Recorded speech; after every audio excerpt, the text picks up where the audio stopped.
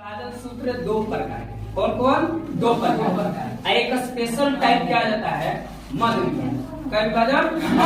मध्य विभाजन से सवाल हर साल रहता है, इसको ध्यान में रखिए। ठीक है, मध्य विभाजन से सवाल हर साल रहता है, इसको ध्यान में रखिए। और सभी लोग बोर्ड पर कोई हाला गुला नहीं करेगा। ठीक है, नहीं समझ में आया तब पूछिए। तो हम लोग का मेन क्या है? निर्देशांक ज्यामिति में हम लोग क्या पढ़ रहे हैं? हम लोग तो विभाजन सूत्र। कौन सूत्र बाबू? विभाजन सूत्र। विभाजन सूत्र पढ़ना। कौन? विभाजन सूत्र। और विभाजन सूत्र को क्या कहते हैं? अंग्रेजी में कहते हैं सेक्शन। क्या? Section formula. Section formula. कौन फॉर्मूला? सेक्शन फॉर्मूला विभाजन सूत्र कहते हैं। ओके, तो जो ये विभाजन सूत्र है आपको यहाँ भी पढ़ना है, आपका 12 क्लास के वेक्टर में भी पढ़ना है। जब 12 क्लास में जाइएगा ना तो 17 नंबर का आता है वेक्टर से, तो उसमें भी आपको वहां भी पढ़ना है। और ये जो विभाजन सूत्र है, इस विभाजन सूत्र में आपको 3 तरीका से विभाजन करना है। क्या? 3 तरीका से। पहला में आपको पढ़ना है अंतः विभाजन। क्या बाबू? अंतः विभाजन। अंतः विभाजन। अंतः विभाजन इसको कहते हैं इंटरनल डिवीजन। क्या कहते हैं? इंटरनल या इंटरनली डिवीजन। ओके, और 2 नंबर में आपको पढ़ना है, 2 नंबर में पढ़ना है आपको मध्य विभाजन। क्या? मध्य विभाजन। मध्य विभाजन। और मध्य विभाजन के बाद पढ़ना आपको थर्ड में आपका आ जाएगा बाह्य विभाजन। कौन विभाजन? बाह्य विभाजन। बाह्य विभाजन। अंतः विभाजन और बाह्य विभाजन और एक मध्य विभाजन, यानी internally division, mid point division और ये क्या हो जाएगा? Externally division. क्लियर है? तो 3 तरह के सूत्र हमको पढ़ने हैं। तो यहाँ पर है आपका पहला जो है, पहला हम लोग पढ़ते हैं अंतः विभाजन। क्या बाबू? अंतः विभाजन। क्या होता है अंतः विभाजन? तो सीखिए इसको, अंतः विभाजन क्या होता है। तो अंतः विभाजन जो होता है, इसमें मान लीजिए कि 2 पॉइंट्स के कोऑर्डिनेट दे देगा, point A and point B, और पी एक ऐसा बिंदु रहेगा जो ए और बी को मिलाने वाली रेखा खंड को अंतः रूप से एम अनुपात एन के अनुपात में विभाजित करेगा। तो पी का नियामक क्या होगा? क्लियर है? जैसे इसको फिगर से समझते हैं, ठीक है ना? फिगर से कि मान लीजिए ए है और यहाँ क्या है? बी। यहाँ पर एक बी पॉइंट ले लेते हैं। कौन पॉइंट है? बी पॉइंट है। इसका नियामक मान लेते हैं x2 क्या है बाबू? y2। इसका नियामक का मान लेते हैं x1 क्या है? y1। x1 y1। This is x2 y2। अब p एक ऐसा पॉइंट है, p एक ऐसा पॉइंट है जो ए बी को मिलाने वाली रेखा को एम अनुपात एन के अनुपात में अंतर रूप से विभाजित करती है। तो मान लीजिए यहाँ से यहाँ क्या है? एम। ये वाला क्या है? एम। और ये वाला डिस्टेंस क्या है? यहाँ से यहाँ पी बी कितना है? एन। तो अंतः विभाजन का सूत्र अगर निकालना हो, इस पी का सूत्र निकालना हो तो कैसे लिखेंगे? देखिए यहाँ पर अगर इस पी का सूत्र निकालना है कि पी का कोऑर्डिनेट कितना होगा, पी का नियामक कितना होगा, तो एक ट्रिक समझिए। ट्रिक से क्या? इधर का रेशियो इधर का लेना है। पहले पी का भी तो 2 पॉइंट होगा, पहले एक्स लिखाएगा उसके बाद वाई, 2 को ना होगा, 2 पॉइंट होगा, तो 2 पॉइंट है। तो पहले अगर एक्स के बारे में निकालना चाह रहे, इसका एक्स निकालेंगे, तो एक्स निकालते वक्त एक्स के बारे में ही सोचेंगे, वाई निकालते वक्त वाई के बारे में सोचेंगे। क्लियर? तो मान लीजिए इधर का रेशियो लीजिए, इधर के क्या लीजिएगा? एक्स कोऑर्डिनेट, तो गुना करिएगा ना जी। तो कितना हो जाएगा? पी का नियामक निकालना है तो कितना हो जाएगा? mx2। इधर का रेशियो इधर का x कोऑर्डिनेट, तो m है x2 है, तो mx2। और जब अंतः विभाजन है तो प्लस चलता है। क्या चलता है? प्लस। फिर क्या लेंगे? इधर का रेशियो इधर का क्या ले लेंगे? x coordinate. इधर का रेशियो इधर के क्या ले लेंगे? x coordinate. तो क्या हो जाएगा आपका? nx1। अब बटा में टोटल, तो टोटल क्या होगा? m प्लस a, कॉमा ये तो x का मान निकला ना, x का मान निकला। अब सिमिलरली y का निकालेंगे। अगर y का निकालने देंगे तो y के बारे में सोचेंगे, x के बारे में नहीं। तो बाबू यहाँ इधर का रेशियो इधर का क्या लीजिएगा, इधर का रेशियो इधर के क्या y कोऑर्डिनेट, तो क्या हो जाएगा बाबू my2। अब प्लस देंगे ना, फिर इधर का रेशियो इधर का y कोऑर्डिनेट, तो क्या है इधर का रेशियो n और y कोऑर्डिनेट क्या है y1, तो क्या लिखिएगा ny1 divided by m plus n। यही आपका अंत विभाजन का सूत्र हो गया। यही आपका क्या हो गया, अंत विभाजन का सूत्र हो गया।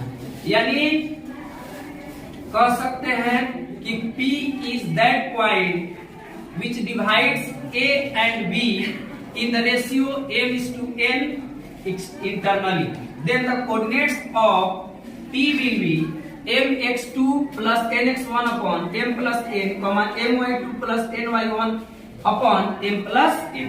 यानी P एक ऐसा पॉइंट हो जो A और B को मिलाने वाली रेखा खंड को अंतः रूप से m अनुपात n के अनुपात में विभाजित करे तो P का नियामक ये होगा। यह किसका सूत्र हो गया, अंत विभाजन का सूत्र हो गया। क्या हो गया, अंत विभाजन, अंत विभाजन का ये सूत्र हो गया। अंत विभाजन, विभाजन का ये सूत्र हो गया। अंत विभाजन का यह सूत्र हो गया। अभी तुरंत ही हम लोग पढ़ लेते हैं कि बाह्य विभाजन का क्या होगा। ठीक है, बाह्य विभाजन, तो बाह्य विभाजन का भी सूत्र देखिए क्या हो जाएगा आपका।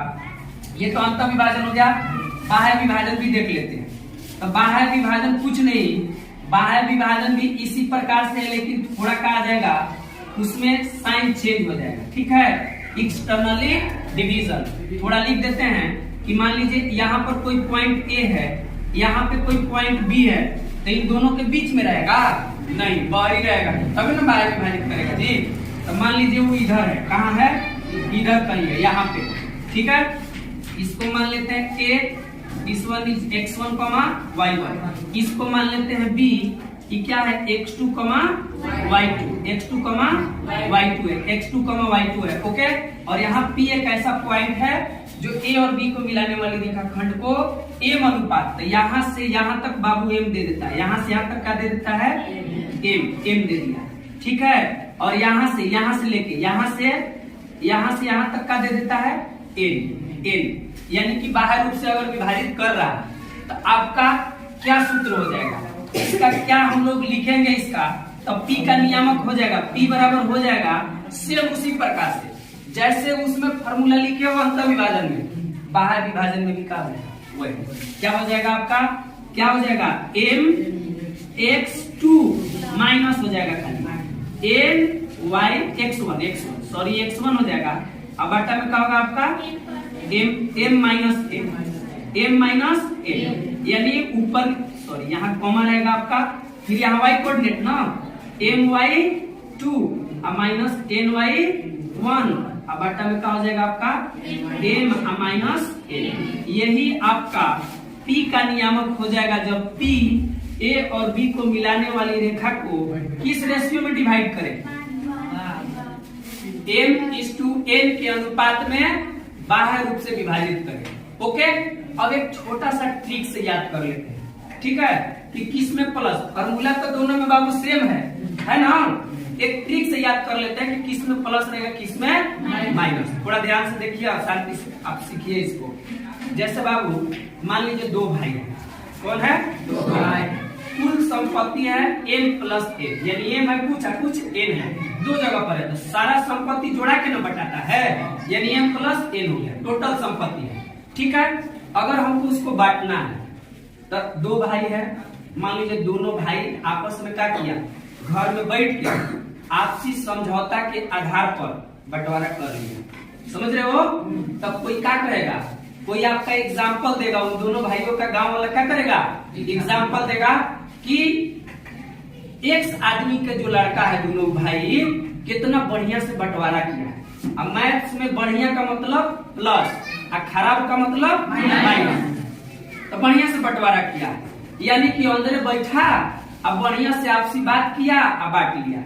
तो अंदर बांट लिया, अपने में समझौता करके किसी बाहरी आदमी को नहीं बुलाया। बात समझ रहे हो? तो थोड़ा सा लगेगा कि अच्छा आदमी है, क्योंकि भाई दोनों में समझौता हुआ तबे ना, दोनों एक दूसरे के बात का सम्मान करेगा तबे ना बंटवारा हो गया। वैसे तो क्या हो गया, इज्जत बढ़ गया कि नहीं बढ़ गया? तो कहाँ पे बढ़ गया? कैसे बंटवारा किया था? अंदर बैठ के, यानी अंत विभाजन में क्या होगा? प्लस। अंत विभाजन में क्या होगा? प्लस। लेकिन बाबू एक दूसरा पक्ष समझिए, मान लीजिए दोनों की पत्नी नहीं थी और दोनों की पत्नी आ गई, और कोई बस ऐसे बंटवारा नहीं होता है, ऐसे बंटवारा किया जाता है। चार आदमी जाना नहीं तो बंटवारा कैसे हो गया? तो क्या करी, दोनों के पत्नी बाहर निकल के, कहा निकल के? बाहर निकल के अब बंटवारा करने लगी, और उसमें एक दूसरे के बातों का क्या हो गया? विरोध होने लगा। समझ रहे हो? विरोध होने लगा, मुहे मुहे शीत युद्ध चालू हो गया। और शीत युद्ध से क्या चालू हो गया? आपको शीत युद्ध चालू हो गया धीरे धीरे। अब महिला तुरंत अपन एक दूसरे के झोटा पकड़ ली, झोटा झोटी और लोटा लोटी कहाँ हो गया जी? बाहरे। अब बाहरे हो गया तो कोई देखेगा तो क्या कहेगा? अरे बाप रे, कितना ये सब खराब है जी, कितना बढ़िया था, अंदर अंदर बंटवारा हो गया। तो अंदर अंदर बंटवारा में यानी कि अंत में प्लस बहरी आके क्या करते रह जाओ? झोटा झोटी लोटा लोटी, यानी बहरी आके थोड़ा सा क्या कर दी? खराब कर दी। खराब का मतलब तो बाह्य विभाजन में क्या होगा? अंत विभाजन में क्या होगा? क्या इस ट्रिक से समझ में आया? ऐसा मेरा कोई ध्येय नहीं था।